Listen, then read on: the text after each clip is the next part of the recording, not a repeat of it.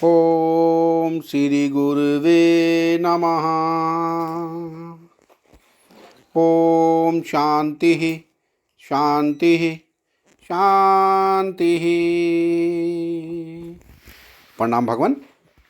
भगवान योग वासिष्ठ महारामायण से निर्वाण प्रकरण उत्तरार्ध और सर्ग नंबर 7 लेते हैं भगवान, जिसमें शीर्षक है भुसुंड जी द्वारा विद्याधर को उपदेश, दृश्य प्रपंच की असत्ता बताते हुए संसार वृक्ष का निरूपण। सत्संग लेते हैं भगवान। भुसुंड जी कहते हैं, ब्राह्मण विद्याधर के उस पवित्र वचन को सुनकर मैंने उनके प्रश्न के अनुसार सुस्पष्ट पदों से युक्त वाणी द्वारा उसे इस प्रकार उत्तर दिया। विद्याधर, यह बड़ी अच्छी बात है कि तुम अपने कल्याण के लिए जाग उठे हो। सौभाग्य का विषय है कि तुम्हें चिरकाल के बाद संसार रूपी अंधकारपूर्ण कूप से ऊपर उठने की इच्छा हुई है। आज विवेक से युक्त हुई तुम्हारी पवित्र बुद्धि अग्नि से व्याप्त सुवर्ण की भांति अद्भुत शोभा पा रही है। मुझे विश्वास है कि विवेक से निर्मल हुई तुम्हारी बुद्धि मेरी उपदेश वाणी के तात्पर्य को सुंदर ढंग से अनायास ही ग्रहण कर सकती है, क्योंकि स्वच्छ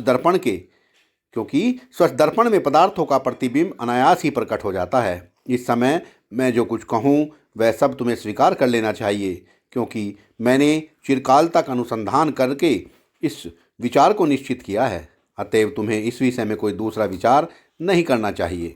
जो कुछ अहंकार आदि तुम्हारे अंतःकरण में प्रतीत हो रहा है वह सब तुम नहीं हो। इन दृश्यों में ही कोई आत्मा है जिसे ढूंढकर प्राप्त करना है।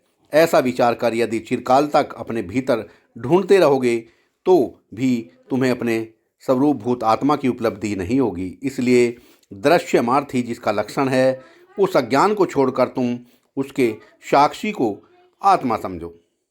जैसे मृग तृष्णा में जल की प्रतीति होने पर भी वास्तव में वहाँ जल नहीं होता, उसी प्रकार सारा विश्व अवस्तु रूप होने के कारण सद्य रूप से प्रतीत होने पर भी असत ही रहता है। अथवा ऐसा समझो कि यह जो कुछ भाषित होता है वह सब ब्रह्म ही है, या यूँ समझो कि वह कुछ भी नहीं है अथवा कोई अनिर्वचनीय वस्तु ही है। तुम अहंता को ही इस विश्व का बीज मूल कारण समझो, क्योंकि उसी से पर्वत, समुद्र, पृथ्वी और नदी आदि के सहित यह जगत रूपी वृक्ष प्रकट हुआ है। और इंद्रियों के विषयों में आसक्ति रूपी रस से परिपूर्ण जो ऊपर के भुवन हैं वे ही इस वृक्ष के मूल भाग हैं। चारों युग इसमें लगे हुए गुण हैं। अज्ञान ही इसकी उत्पत्ति की भूमि है। जीव मात्र इस पर बसेरे लेने वाले करोड़ों पक्षी हैं। भ्रांति ज्ञान इस वृक्ष का विशाल तना है और तत्व ज्ञान से उपलब्ध होने वाला मोक्ष ही इस वृक्ष को दग्ध करने वाली अग्नि है। इंद्रियों द्वारा विषयों की उपलब्धि और मन से होने वाले संकल्प विकल्प आदि इस वृक्ष के विविध भांति भांति के सौरभ अर्थात सुगंध हैं। विशाल आकाश महान वन है। ऋतुएं इसकी विचित्र शाखाएं हैं। 10 दिशाएं उपशाखाएं हैं।